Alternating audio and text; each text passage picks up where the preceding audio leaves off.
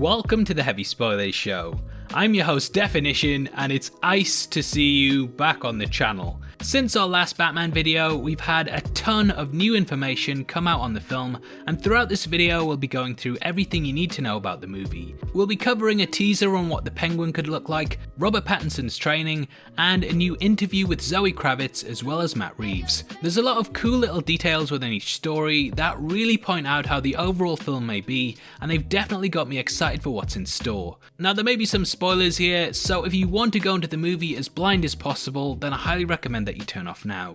Make sure you subscribe to the channel to never miss an update, and with that out of the way, thank you for clicking this. Now let's get into our breakdown of the Batman. Okay, so firstly, we're going to be starting off with the Matt Reeves interview that was dropped on the Daily Beast last week. In it, Reeves was asked several questions about the process of the film, how it felt to be dealing with the delays, and the ins and outs of his series Tales from the Loop.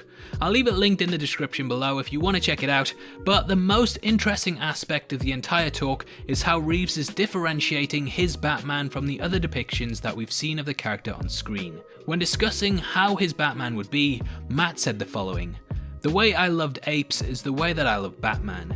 The only two franchises that might have been something I would have connected with, amazingly, are the ones I was approached by. That's a very special thing. I can't say that about almost any other franchise, that they would have been the right fit for me. My thing about it on both of them is that I had a particular take that, for me, was personal. I feel like if I can't approach something through a perspective that resonates with me on some personal level, I don't know where to put the camera, and I don't know how to talk to the actors. I appreciate that you want me to do a Batman movie, but I just don't want to do a Batman movie. I want to do a Batman movie that has a chance to be something different and humanist. It's the same reason I did the Apes movies. Those movies were incredibly personal to me, despite the fact that they were what they were. So I made a pitch for what it would be, and to my great pleasure, it turned out that they were totally open to that. I took a tremendously long time working with my partners on that script, and they waited. And when I turned it in, they wanted to make it. I've been so incredibly fortunate that they've been so open to it being different. And one of the exciting things about it is that it drew an incredibly interesting and talented number of actors who wanted to be involved in it. To me, that's the dream. Now, when this interview first dropped, a lot of people interpreted it as meaning that the film would be woke.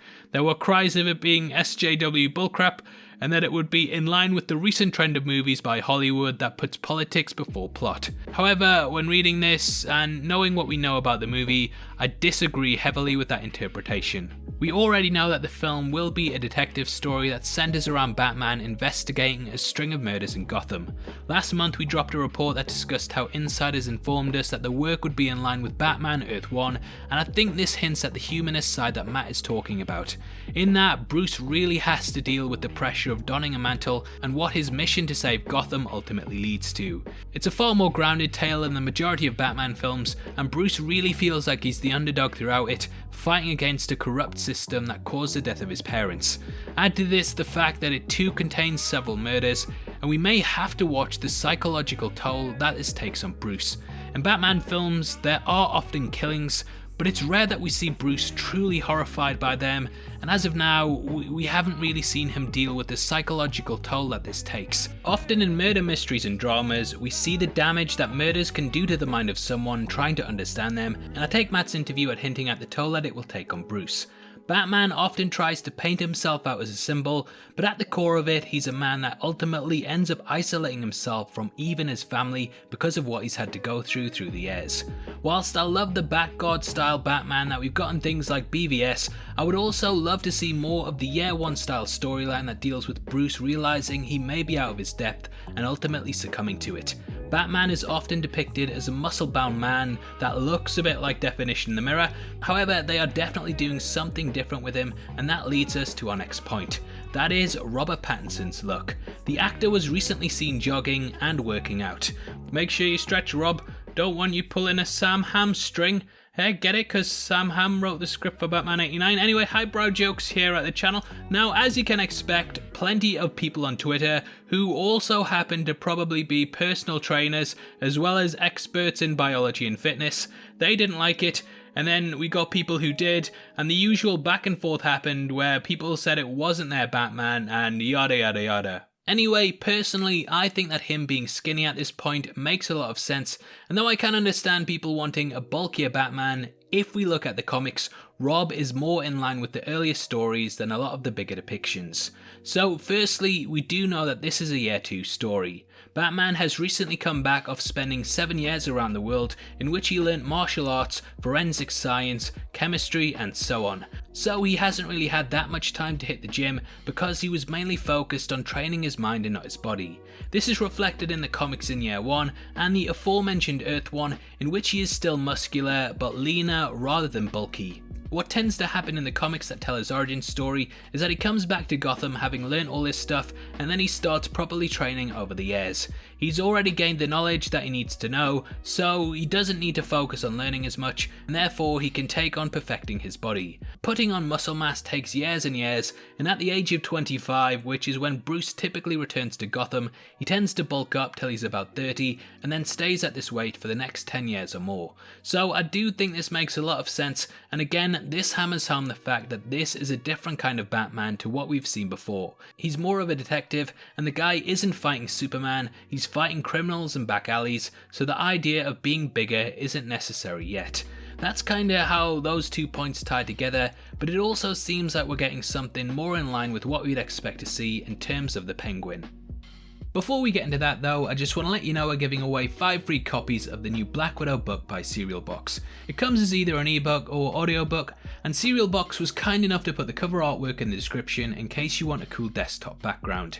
All you have to do to be in with a chance of winning the books themselves are like the video, subscribe to the channel and comment on the updates below. I'll announce the winners in the pinned comment tomorrow, so make sure you check back on the video to see if you got the prize. The competition is just running for 24 hours, so make sure you're quick and best of luck to everyone who takes part.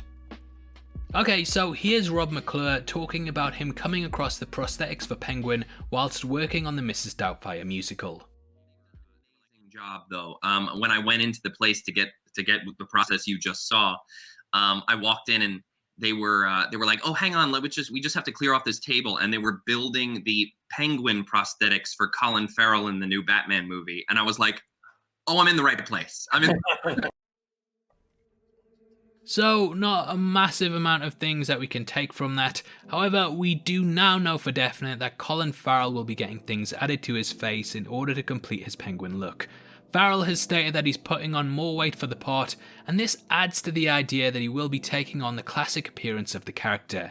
I don't think these prosthetics will be full on, as I think from what we've seen that may be a bit jarring. Batman is filming on the streets of London and Glasgow rather than all being green screen, and looking at the Batmobile and Batsuit, they seem quite toned down and very DIY. This grounds the movie a lot, so I doubt that it will be a long Pinocchio nose, but I could be lying, eh? I think it will likely be something like what they did to Charlize Theron on Bombshell, where they just changed the character's features but it still looked like a real person.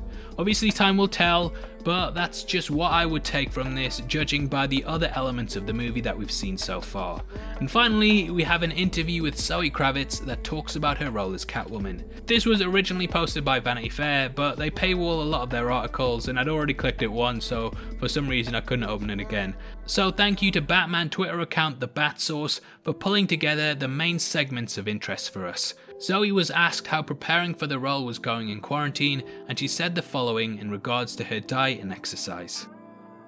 Yeah, so I mean, it's not like the studio called and said, don't get fat bitch, but I had been training now for maybe 4 or 5 months, and the first couple of weeks that I self-quarantined, I remember texting the director. I texted Matt and I was like, we might have to make the cat suit a few sizes bigger when this is over. So I quickly decided to get my ish together, and I've been working out virtually with my trainer David Higgins 5 days a week. And it's actually been really great because it's been giving me some kind of structure, because I do it at the same time, and it also makes the weekends feel like a weekend because I don't work out on the weekends, and it just gives me it's different, it's a different kind of day. So it's actually been really great just for my mental health. And food's kind of the only thing that I have. Food and wine are bringing me joy right now, so I'm definitely eating whatever the F I want. But yeah, I try to stay in decent shape so I don't have to start from scratch. So what we can take from that is that Kravitz will be wearing a catsuit for the film, and that she's on the old Definition diet, hashtag suns out guns out. There were worries that she wouldn't actually be appearing in a suit in the film due to the bike chase scene which we saw filming in Glasgow. That had her just wearing a typical biker outfit, but this confirms that there will indeed be a cat suit. Every Bat fan's wet dream just come true. When we will get a chance to see it, we don't know yet, but it does at the very least let us know that there will be costumes galore throughout the movie. As always, I'm very hyped for the film, and hopefully it isn't too long before we get to see some first looks. Now obviously I'd love to hear your thoughts on these updates and what you want to see in the next couple of weeks. I'm going to be keeping my eye close to the big news, and you'll be the first to hear it if anything major drops. Make sure you stay locked to the channel and please give us a thumbs up if you enjoyed the video.